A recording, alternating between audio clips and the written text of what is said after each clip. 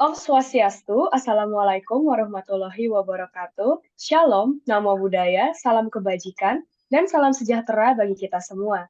Kepada yang terhormat, Dr. Evaluator Dr. Made Agus Hendrayana, SKET MKET, dan Dr. Fasilitator Dr. Nimade Aditarini, Spesialis Mikrobiologi Konsultan.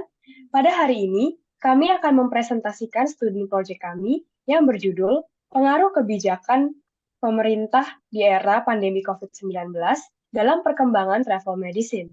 Berikut kami tampilkan nama-nama kami sebagai anggota kelompok SGD A7. Next.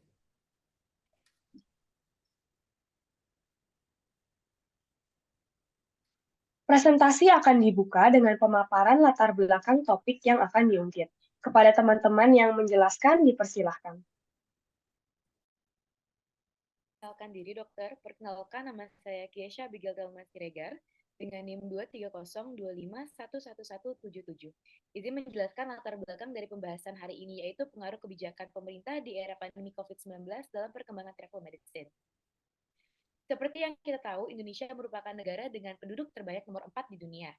Keberagaman budaya dan etnis yang menjadi daya tarik tersendiri bagi turis mancanegara ataupun Nusantara untuk menjadikan wilayah yang ada di negeri ini sebagai tempat pariwisata. Pandemi yang disebabkan oleh virus COVID-19 atau COVID-19 pada seluruh dunia, termasuk negara Indonesia, menyebabkan diberlakukannya kebijakan-kebijakan baru oleh pemerintah dalam upaya pencegahan penyebaran virus. Salah satunya yang diterapkan dalam upaya ini adalah diterapkannya pembatasan sosial berskala besar atau PSBB. Meminimalisir kegiatan yang dapat mengumpulkan sebuah kerumunan merupakan salah satu bentuk dari PSBB. Termasuk saat hendak melakukan perjalanan pada masa pandemi, pemerintah mengeluarkan edaran akan penumpang diwajibkan untuk menggunakan masker selama perjalanan dan telah melakukan vaksinasi. Peraturan wajib vaksin dan penggunaan masker merupakan salah satu penerapan travel medicine pada masa pandemi. Travel medicine sendiri adalah ilmu kedokteran yang mempelajari upaya untuk mempertahankan status kesehatan, baik itu mencegah, mendiagnosa, ataupun menangani penyakit. Travel medicine merupakan aspek yang penting bila kita hendak melakukan perjalanan atau pre-traveling, agar kesehatan kita terjaga saat berpergian atau during traveling, dan nantinya setelah dari berpergian tersebut atau post-traveling. Selanjutnya, penjelasannya akan dilanjutkan oleh teman saya. Baik, selamat siang dok. Izin memperkenalkan diri, nama saya Anastasia Putri Angelina dengan NIM 230251175. Izin melanjutkan untuk latar belakang dan poin pembahasan. Sebelum pandemi, kebijakan traveling hanya diantisipasi pada beberapa penumpang dengan diagnosa kondisi khusus seperti kehamilan, penyakit bawaan, ataupun penyakit kronis. Saat pandemi COVID-19 mulai mewabah, dunia kesehatan belum siap untuk menghadapi pandemi yang berkelanjutan. Hal ini menyebabkan peningkatan kasus tidak dapat dihindari, sebab dunia medis belum benar-benar mengenal media penyebaran virus COVID-19. Dengan adanya penyebaran virus COVID-19 di Indonesia, pemerintah memerlukan kebijakan-kebijakan baru, khususnya kebijakan dalam perjalanan domestik untuk memutuskan rantai penyebaran virus ini. Maka dari itu, tulisan ini akan membahas lebih dalam mengenai regulasi kebijakan selama pandemi COVID-19 sebagai langkah pemerintah dalam menerapkan travel medicine. Poin pembahasan pada presentasi ini sebagaimana terlampir di slide. Next slide. Yaitu yang pertama, bagaimana identifikasi konsep travel medicine pada masa pandemi COVID-19. Lalu yang kedua, kebijakan yang dibuat pemerintah dalam rangka penerapan travel medicine pada masa pandemi COVID-19. Dan yang ketiga, yaitu bagaimana pengaruh kebijakan yang diterapkan terhadap dunia travel medicine. Untuk pembahasan akan dilanjutkan oleh rekan selanjutnya.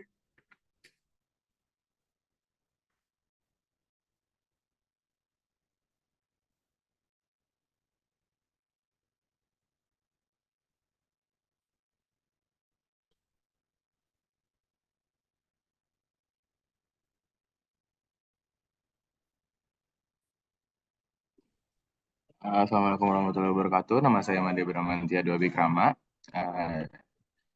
Dan di sini saya akan menjelaskan mengenai literatur review dan pembahasan mengenai definisi dari travel medicine itu sendiri.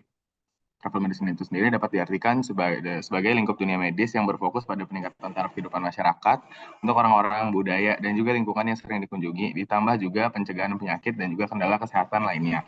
Travel medicine ini sendiri merupakan gabungan dari beberapa aspek, yaitu epidemiologi, preventive medicine, dan juga self-therapy, yang mana travel medicine merupakan bagian dari preventive care yang mengikutsertakan epidemiologi dari penyakit serta mengakomodasi langkah penanganan kuratif dari self-treatment itu sendiri.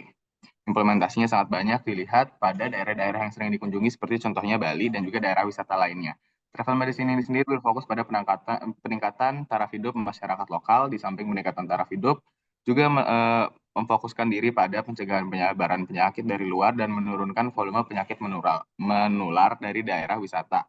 Beberapa contoh dari travel medicine adalah pembuatan dan penyiapan vaksin untuk orang dan penyakit menular tertentu, dan juga aviation medicine, serta langkah-langkah medis yang diambil ketika pasien sedang berada dalam pesawat atau tekanan atmosfer yang berbeda dari permukaan tanah. Kembali lagi, fokus dari travel medicine ini sendiri adalah penanganan dari pasien dan juga peningkatan taraf kesehatan masyarakat. Penjelasan dari pandemik selanjutnya akan diambil oleh kawan saya. Izin dokter, saya Mikaela Dian Sasami dengan NIM 23025111157. Pada kesempatan kali ini saya akan menjelaskan mengenai definisi dari pandemi. Pandemi sendiri merupakan istilah untuk situasi di mana penyebaran suatu penyakit menular terjadi dalam skala global atau melibatkan banyak negara-negara di dunia. Dan tentu saja pandemi ini mempengaruhi sebagian besar populasi dari negara tersebut. Pandemi ini disebabkan oleh adanya penyebaran infeksi yang dapat menyebabkan penyakit baik bagi manusia, hewan, sampai ke tumbuhan. Pandemi dapat terjadi karena berbagai hal. Salah satunya adalah munculnya patogen baru yang mana belum terdapat cara untuk mencegah atau menanggulanginya. Pandemi ini memiliki dampak yang dapat dirasakan oleh masyarakat karena dapat mengganggu aktivitas sehari-hari, terpuruknya sektor perekonomian, terutama akibat fenomena PHK, dan adanya peningkatan angka kematian akibat infeksi dari penyebaran penyakit ini. Sejauh ini, telah terjadi beberapa pandemi di dunia dengan penyebab yang berbeda-beda. Pandemi-pandemi yang pernah terjadi di dunia dapat dilihat pada tabel berikut. Pada tabel berikut telah disebutkan sejarah pandemi dari pandemi yang pertama kali terekam, yaitu Athenian Plague, sampai pada pandemi yang paling baru, yaitu pandemi COVID-19. Pandemi sendiri dapat dinyatakan berakhir ketika jumlah kasus telah menurun dan kasus-kasus pada pandemi tersebut sudah dapat dikontrol. Untuk penjelasan selanjutnya akan dijelaskan oleh teman saya.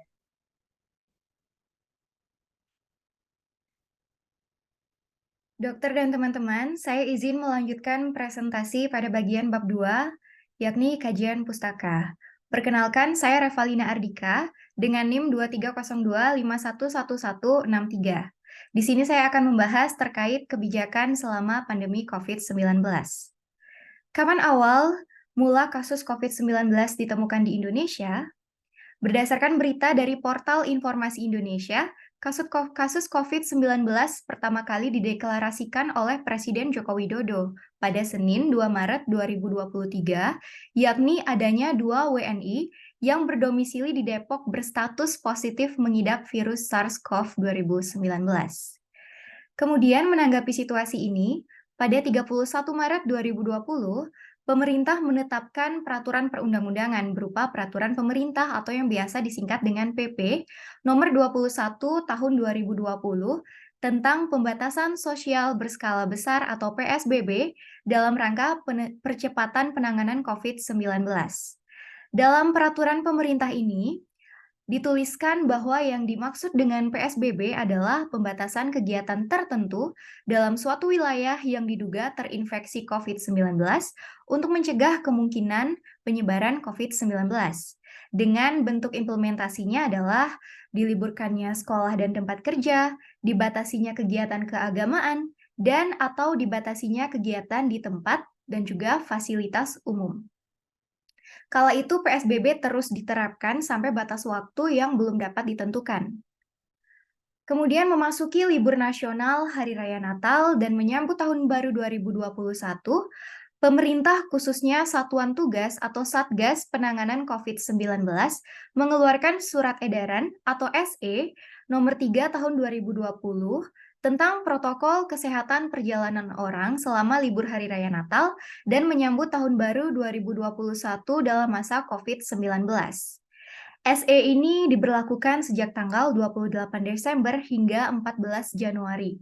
28 Desember 2020 hingga 14 Januari 2021. Dengan isinya adalah setiap individu yang melaksanakan perjalanan orang wajib menerapkan dan juga mematuhi protokol kesehatan 3M, yakni menggunakan masker, menjaga jarak dan menjauhi kerumunan, serta mencuci tangan dengan sabun atau menggunakan hand sanitizer. Ada pula ketentuan wajib untuk menunjukkan surat keterangan hasil negatif COVID-19 menggunakan rapid test antigen paling lama 3 kali 24 jam sebelum keberangkatan sebagai syarat perjalanan. Tak berhenti di situ, berakhirnya libur Natal dan juga Tahun Baru, masyarakat memasuki bulan puasa dan Hari Raya Idul Fitri. Pemerintah lalu mengeluarkan larangan mudik Lebaran 2021 pada 26 Maret 2021. Larangan mudik ini berlaku dari tanggal 6 sampai dengan 17 Mei 2021. Berdasarkan berita yang dipublikasikan oleh Humas Sekretariat Kabinet Republik Indonesia, pemerintah telah memutuskan untuk melarang aktivitas mudik Lebaran tahun 2021 dengan tujuan untuk mengantisipasi lonjakan kasus COVID-19. Selain adanya kebijakan PSBB, pemerintah Indonesia mengeluarkan kebijakan baru yang kemudian disebut dengan pemberlakuan pembatasan kegiatan masyarakat atau PPKM yang akan dijelaskan lebih spesifik pada slide selanjutnya oleh teman saya. Terima kasih. Selamat siang dokter dan teman-teman. Sebelumnya perkenalkan saya Tesna Ananda dengan NIM 230251165. Di sini saya akan melanjutkan untuk membahas mengenai pemberlakuan pembatasan kegiatan masyarakat atau disingkat menjadi PPKM.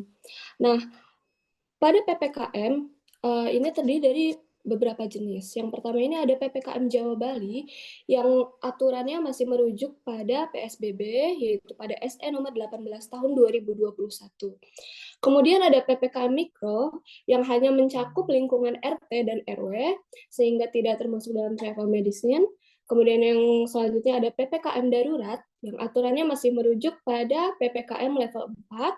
Kemudian ada PPKM level, yaitu PPKM level 4, 3, 2, 1. Nah, pada PPKM level 4 ini masih diberlakukan work from home atau WFH dan pusat perbelanjaan ini masih ditutup sepenuhnya.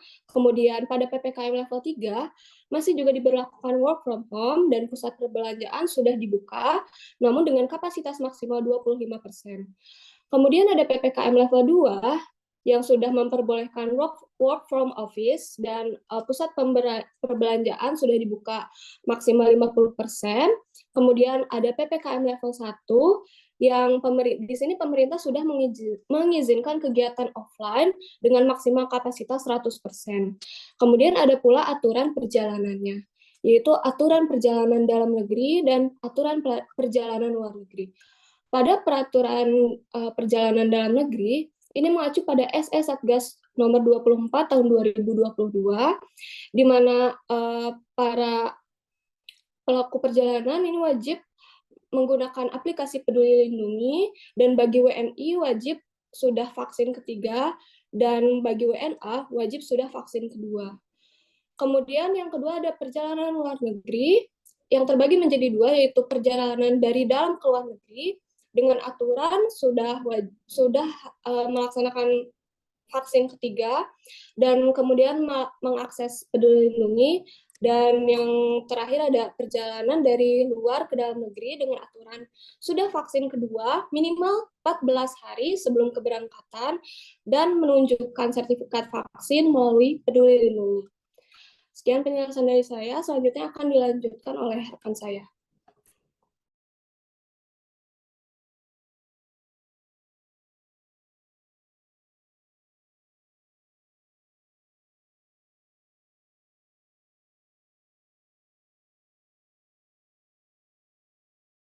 Baik, sebelumnya perkenalkan dokter dan teman-teman, nama saya Imadi Satria Nugrahadi dengan NIM 230251179. Di sini saya akan membahas pengaruh kebijakan selama pandemi COVID-19. Next slide, tolong.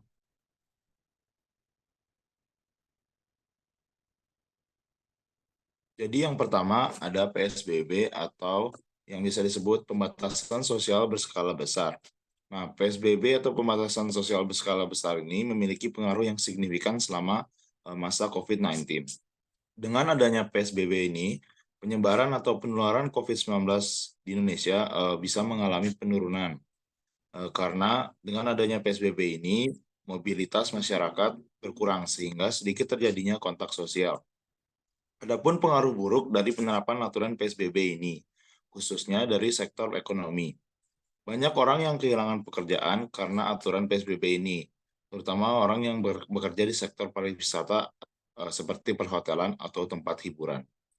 Materi selanjutnya akan dilanjutkan oleh teman saya. Terima kasih. Baik dokter dan teman-teman, sebelum itu perkenalkan nama saya Vivo Jetrogo Basasyami Hutasoid dengan NIM 230251169.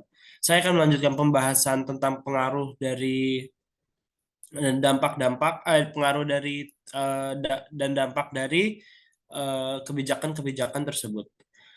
Pada PPKM ini memiliki dampak sebenarnya tidak jauh berbeda dari PSBB.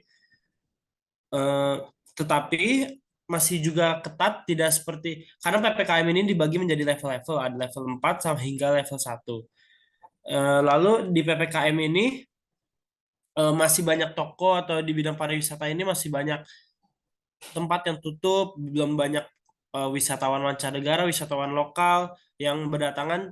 Contohnya sepertinya di Bali masih banyak hal tersebut terjadi. Ditambah lagi penanganan kasus COVID-19 di masa PPKM ini masih berbeda dengan negara lain di Indonesia, di mana negara Indonesia masih sangat ketat, di mana di negara lain masih ada yang sudah tidak terlalu ketat. Lalu dibandingkan dengan tahun 2019, jumlah wisatawan mancanegara yang masuk ke Indonesia turun sebesar 75,03%. Nah, pada PPKM level 4 ini juga masih diterapkannya kebijakan karantina yang dimana hal ini membuat wisatawan tentu berkurang dan menurut berita CNBC Indonesia yang terbit pada 20 Februari tahun 2021, sebanyak 1.214 warga negara asing dan warga negara Indonesia yang datang dari luar negeri terkonfirmasi positif COVID-19 dan tindakan ini dilakukan oleh pemerintah adalah di mana mereka tetap dikarantina dan mereka dirujukan ke rumah sakit pemerintah terdekat dan semua biaya ditanggung oleh pemerintah pusat Indonesia. Lalu akhirnya pada PPKM level 1, kebijakan-kebijakan tersebut mulailah longgar. Dan pada saat inilah wisatawan mulai banyak bermunculan karena sudah diterapkannya kebijakan non-karantina dengan adanya syarat tertentu. Nah, lalu dari kebijakan-kebijakan sini juga memberikan dampak di mana adanya vaksin-vaksin dan hal-hal lainnya. Kita menjelaskan adanya beberapa vaksin yang digunakan di Indonesia. Yang pertama ada vaksin Sinovac, vaksin AstraZeneca, vaksin Pfizer, dan vaksin Moderna.